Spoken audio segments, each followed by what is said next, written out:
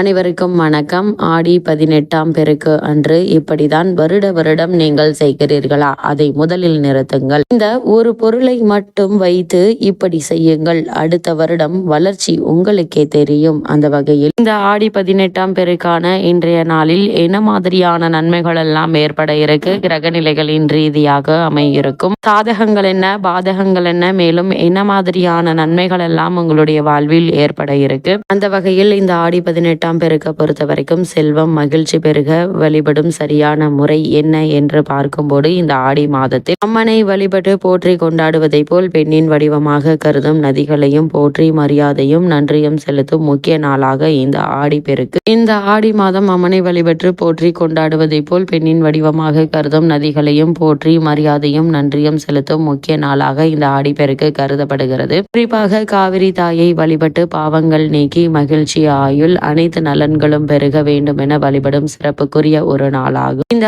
ஆடி மாதம் அம்மனுக்கு உகந்த மாதம். இந்த மாதத்தில் ஆடி பெருக்கு மிக முக்கியமான பண்டிகையாக கொண்டாடப்படுகிறது. ஆடி பெருக்கு ஆடி மாதத்தில் 18ஆம் நாளில் கொண்டாடப்படுகிறது. இதனால் இதை ஆடி 18ஆம் பெருக்கு என்று சொல்வது உண்டு. குறிப்பாக இது நிலத்திற்கும் பூமியை தெளிக்க வைக்கும் நீர்நிலைகளுக்கும் நன்றி செலுத்தும் ஒரு புண்ணிய நாளாகும். இந்த ஆடி பெருக்கு ஏன் கொண்டாடுகிறோம்? கங்கை நதி தன்னுடைய பாவங்களை போக்க கிருஷ்ண பகவானிடம் சென்று வழி கேட்டது. கிருஷ்ணர் காவிரி ஆற்றில் கலக்க சொன்னார். காவிரி ஆறு கிருஷ்ணரிடமிருந்து பாவங்களை போக்கும் சக்தியை பெற்றது. இதனால் சந்தோஷமாக விஷ்ணு இருக்கும் இடங்களை சென்றது. ஸ்ரீரங்கப்பட்டினம், சிவசமுத்திரம், ஸ்ரீரங்கம் போன்ற இடங்களுக்கு போய் ரங்கநாதரை வணங்கியது. இந்த நிகழ்வுதான் ஆடிப்பெருக்கு பண்டிகையாக கொண்டாடப்படுகிறது. ஆடி மாதத்தில் தென்மேற்கு பருவமழை அதிகமாக பெய்யும். காவிரி ஆற்றில் நிறைய தண்ணீர் வரும். விவசாயம் செழிக்க வேண்டும் என்பதற்காக இந்த நாளில் விவசாயிகள் வழிபடுவது உண்டு. சிலப்பதிகாரத்தில் ஆடி 18 முக்கியத்துவத்தை பற்றி சொல்லியிருக்கிறார்கள். ஆடி மாதம் சூரியன் கடகராசியில் பயணிக்கும் நேரம். இது விவசாய வேலைகளுக்கு முக்கியமான நேரம். மழை நிறைய பெய்து ஏரி குளம் எல்லாம் நிரம்பி வழியும். விவசாயத்திற்கு தேவையான தண்ணீர் கிடைக்கும். அதனால் விவசாயிகள் அடுத்த விவசாயத்திற்கு நிலத்தை தயார் செய்வார்கள். இந்த நாளில் ஆடிப்பட்டம் தேடி விதை என்பதற்கு ஏற்ப இந்த நாளில் வழிபட்டு விவசாய பணிகளை துவங்கினால் விவசாயம் செழித்து வரும் என்பது நம்பிக்கை. அது மட்டும் இல்லாமல் ஸ்ரீரங்கம் கோவிலிலிருந்து ரங்கநாதர் அம்மா மண்டபம் படித்துறைக்கு எழுந்தருள்வார். அங்கு காவிரி ஆற்றிற்கு புடவை, கம்மல், கருப்பு மணி, தாலி கயிறு, வெற்றிலை பாக்கு, பழங்கள் எல்லாம் வைத்து சீர் கொடுக்கும் வைபவம் மிகவும் சிறப்பாக நடக்கும். அந்த பழக்கம் இன்றும் தொடர்ந்து வருகிறது. இதனால் காவிரி தாயை ரங்கநாதரின் தங்கை என்று கூறுவார்கள். ஆடிப்பெருக்கு அன்று பெண்கள் புது தாலி கயிறு மாற்றி தங்களின் கணவருக்கு நீண்ட ஆயுள் கிடைப்பதற்காக வேண்டிக் கொள்வார்கள். ஆடிப்பெருக்கு அன்று காவிரி ஆற்றிற்கு சென்று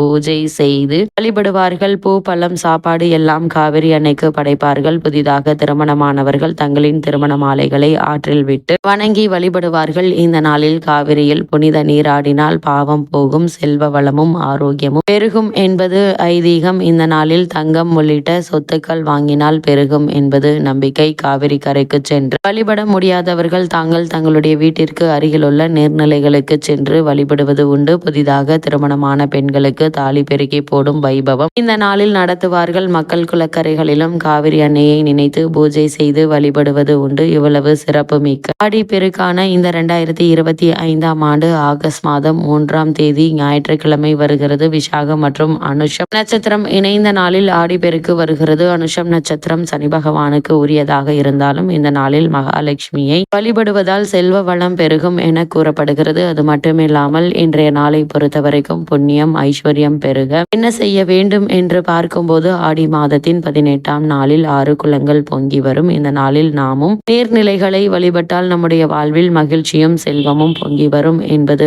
ஐதீகம். ஆடிப்பெருக்கு அன்று நாள் செய்யும் காரியங்கள் நமக்கு பல மடங்கு பலனை கொடுக்கும். இது தெய்வங்களின் ஆசியை மட்டுமின்றி முன்னோர்களின் ஆசியையும் பெறுவதற்குரிய நாளாக கருதப்படுகிறது. 2 மடங்கு பலன்களை தரும் ஆடிப்பெருக்கு நன்னாளில் எந்தெந்த காரியங்களை செய்தால் வீட்டு ஐஸ்வர்யம் புண்ணியம் பெருகும் என்பதை தெரிந்து கொள்ளலாம். அந்த வகையில் ஆடிப்பெருக்கு என்பது பெருக்கத்திற்குரிய சிறப்பான நாளாகும். ஆடி மாதத்தில் நாம் என்ன செய்தாலும் அது இறைவனை சென்றடையும். அந்த செயலுக்கான பலன்கள் நமக்கு 2 மடங்காக கிடைக்கும் என சொல்லப்படுகிறது. அப்படி ஆடிப்பெருக்கில் என்ன வேண்டி வழிபாடு செய்கிறார்களோ அதற்கான பலன் பல மடங்காக கிடைக்கும். இந்த நாளில் நீர்நிலைகள் பொங்கி வரும் என்பது ஐதீகம். நீருக்கு நன்றி செலுத்தும் நாளாக ஆடிப்பெருக்கு சொல்லப்பட்டாலும் நமக்கு பல மடங்கு ஐஸ்வர்யத்தையும் புண்ணியத்தையும் தரக்கூடிய ஒரு நாளாகும். ஆடிப்பெருக்கில் சில குறிப்பிட்ட காரியங்களை செய்தால் ஐஸ்வர்யம் புண்ணியம் பெருகுவதுடன் வாழ்க்கையில் மிக பெரிய மாற்றத்தை ஏற்படுத்தி பல மடங்காக பெருக்கி கொடுக்கும் எனவும் கூறப்படுகிறது. இந்த ஆடிப்பெருக்கு அன்று நீங்கள் என்ன செய்ய வேண்டும் என்று பார்க்கும்போது, ஆடிப்பெருக்கில்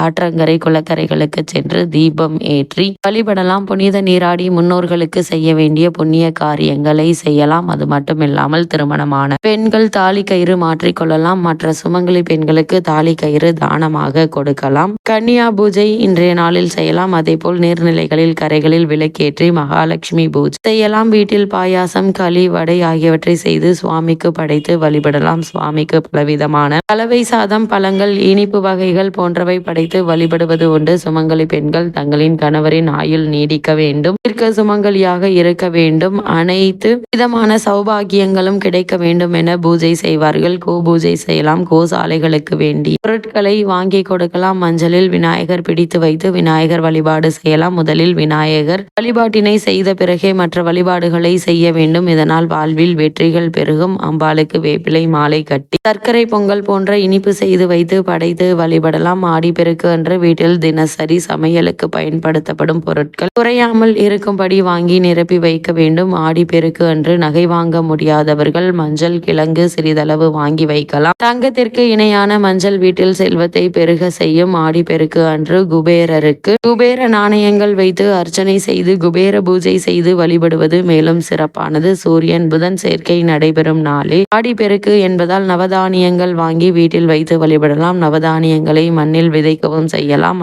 மகாபாரத போர் நிறைவடைந்து தர்மம் நிலைநாட்டப்பட்ட நாள் இந்த ஆடி 18 என புராணங்கள் சொல்கின்றன. இதனால் இன்றைய தினம் பாகவதம், பகவத்கீதை வாசிப்பது மேலும் சிறப்பு வாய்ந்ததாக அமைகிறது. அது மட்டுமில்லாமல் இந்த ஆடி 18 அதாவது ஆடிப்பெருக்கு ஒரு முக்கியமான தமிழ் பண்டிகையாகும். இது ஆடி மாதம் 18ஆம் நாள் கொண்டாடப்படுகிறது. இந்த நாளில் நதிகள் மற்றும் நீர்நிலைகளுக்கு நன்றி செலுத்தும் விதமாக மக்கள் வழிபாடு செய்கிறார்கள். இது இயற்கையின் வளமை மற்றும் நீர் முக்கியத்துவத்தை குறிக்கக்கூடிய ஒரு நாளா அமைகிறது. இன்றைய நாளில் ஆடி மாதம் மழைக்காலம் என்பதால் ஆறுகள் நிரம்பி வழியும். இந்த நீரின் வளமைக்கு நன்றி தெரிவிக்கும் விதமாக இந்த விழா மிகவும் விமர்சையாக வருடம் ஆடி 18ஆம் தேதி கொண்டாடப்படுகிறது. ஆடிப்பெருக்கு விவசாயத்திற்கு ஒரு முக்கியமான நாளாகும். இந்த நாளில் பெண்கள் நீர்நிலைகளுக்கு சென்று பூஜை செய்து பின் விவசாய நிலங்களில் விதை விதைப்பார்கள். இந்த நாளில் குடும்ப உறுப்பினர்கள் ஒன்றாக கூடிய ஆற்றில் நீராடி கடவுளை வழிபட்டு உணவருந்தி மகிழ்வார்கள். அது மட்டுமில்லாமல் ஆடிப்பெருக்கு மங்களகரமான நாளாக கருதப்படுகிறது. இந்த நாளில் திருமணம் போன்ற சுபகாரியங்களை செய்ய உகந்த நாளாகவும் கருதப்படுகிறது. இன்றைய நாள் மக்கள் ஆற்றில் நீராடி சூரியனுக்கு அர்ச்சனை செய்து காவிரி தாயை வணங்குவார்கள். நீர்நிலைகளில் கரைகளில் தீபங்கள் ஏற்றி வழிபடுவதும் இந்த நாளில் முக்கிய அம்சமாகும். பெண்கள் மஞ்சள் கயிறு மாற்றி தாலி பெருக்கு செய்வார்கள். மேலும் சிலர் நீர்நிலைகளில் மலர் தூவி வழிபடுவார்கள். இந்த நாளில் பெண்கள் கூழ் செய்து அதை மற்றவர்களுக்கு பகிர்ந்து உண்பார்கள். மேலும் மஞ்சள் சாதம் போன்றவற்றை செய்து சாப்பிடுவார்கள். இன்றைய நாளை பொறுத்தவரைக்கும் ஆடி 18ஆம் பெருக்கு இன்றைய நாளை பொறுத்தவரைக்கும் பெருக்கு என்றாலே பெருகும் என்று அர்த்தம். அந்த வகையில் இன்றைய நாளில் நீங்கள் எது செய்தாலும் அது இருமடங்காக பெருகும் என கூறப்படுகிறது. அந்த வகையில் இன்றைய நாளில் நீங்கள் தங்கம் வாங்குவது, வெள்ளி வாங்குவது, நிலம் வாங்குவது சம்பந்தமான முயற்சிகளை மேற்கொள்ளும் போது அவை மேலும் மேலும் பெருகும். இவற்றை வாங்க முடியாதவர்கள் கூடுமான வரைக்கும் சிறிதளவு உப்பு, மஞ்சள் ஆகியவற்றை வாங்குவதன் மூலமாகவும் உங்களுக்கு சகல சௌபாகியங்களும் கிடைக்கும் என நம்பப்படுகிறது. அது மட்டுமில்லாமல் இன்றைய நாளில் உங்களுக்கு கடன் இருந்துச்சு அப்படின்னா அந்த கடனை ஒரு சிறு தொகையாவது கொடுத்து அந்த கடனை அடைப்பதற்கான முயற்சிகளை நீங்கள் மேற்கொள்ளும் போது தொடர்ந்து அந்த கடனை அடைத்து முன்னேற்றம் பெறுவதற்கான வாய்ப்புகள் அதிகம் இருக்குதுங்க. அதே போல் கூடுமான வரைக்கும் இன்றைய நாளில் யாரிடமும் எதற்காகவும் கடன் வாங்க வேண்டாம். அப்படி வாங்கக்கூடிய கடன் மேலும் பெருகும் என்பதால் கடன் வாங்குவதை தவிர்ப்பது நல்லதுங்க. அது மட்டும் இல்லாம காலகட்டத்தை பொறுத்த வரைக்கும் உங்களால் இயன்ற அளவு யாராவது ஒருவருக்காவது ஒருவேளை உணவு வாங்கி கொடுங்கள். நீங்கள் செய்யக்கூடிய இந்த தான தர்மங்கள் உங்களுக்கு மட்டுமில்லாமல் உங்களுக்கு பிறகு வரக்கூடிய சந்ததியினருக்கும் பல மடங்கு புண்ணியத்தை பெற்றுத்தரும் எனவும் கூறப்படுகிறது. அதே போல இவ்வளவு நாட்களாக உங்களுக்கு காரணமே இல்லாமல் மறுக்கப்பட்டு வந்த சுபகாரிய தடைகள் விலகி நல்ல ஒரு முன்னேற்றம் ஏற்படுங்க. குடும்பத்தில் ஒற்றுமை நிலவும். அதே போல் இன்றைய நாளை பொறுத்த வரைக்கும் குடும்ப பொருளாதாரத்தில் நல்ல ஒரு முன்னேற்றத்தை நீங்கள் தாராளமாக எதிர்பார்க்கலாம். இத்தருணங்களை பொறுத்த வரைக்கும் தற்போது உங்களுக்கு நடைபெற்று வரும் தசாபுக்திகள் சாதகமாக இருக்கும் பட்சத்தில் ஆடை ஆபரண சேர்க்கை ஏற்பட இருக்குதுங்க. அதே போல இன்றைய நாள்ல நீங்கள் செய்யக்கூடிய ஒவ்வொரு விஷயங்களும் முன்னேற்றத்தை ஏற்படுத்தி கொடுக்குங்க. வெளிநாடு சென்று பணியாற்ற வேண்டும் என்ற விருப்பம் உள்ளவர்கள் படிப்புகள் அல்லது உயர்கல்வி பயில வேண்டும் என்ற விருப்பம் உள்ளவர்கள் அதற்கான முயற்சிகளை தற்போது நீங்கள் தாராளமாக மேற்கொள்ளலாங்க. சிறு முயற்சியிலேயே உங்களுக்கு வெற்றி கிடைப்பதற்கான சாத்தியக்கூறுகள் அதிகம் இருக்கு என்பதை கிரக நிலைகள் மீண்டும் மீண்டும் தெளிவுபடுத்துது. இது மட்டும் இல்லாமல் இந்த ஆடி 18ஆம் பெருக்கான இன்றைய நாளில் குடும்ப பொருளாதார நிலையை மேம்படுத்துவதற்கான முயற்சிகள்ல புதிதாக தொழில் தொடங்குவது அல்லது கிளை நிறுவனம் ஆரம்பிப்பது சம்பந்தமான முயற்சிகளை மேற்கொள்ளக்கூடியவர்களுக்கு நல்ல ஒரு முன்னேற்றம் ஏற்பட இருக்கு. நீங்கள் தொட்டது துலங்குங்க. எடுத்த காரியங்கள்ல வெற்றி நிச்சயம் கிடைக்கும். அதே போல் தொழில் மற்றும் வியாபாரம் செய்பவர்களுக்கு லாபம் அதிகரிக்கும். உத்தியோகத்தில் உள்ளவர்களுக்கு காரணமே இல்லாமல் மறுக்கப்பட்டு வரும் பதவி உயர்வு, ஊதிய உயர்வு, உத்தியோகத்தில் கிடைக்க வேண்டிய சலுகைகள் ஆகியவற்றை தற்போது நீங்கள் தாராளமாக எதிர்பார்க்கலாம். இக்காலகட்டத்தை பொறுத்த வரைக்கும் எதிர்பாராத பல முன்னேற்றங்கள் உங்களுடைய வாழ்வில் ஏற்பட இருக்குதுங்க.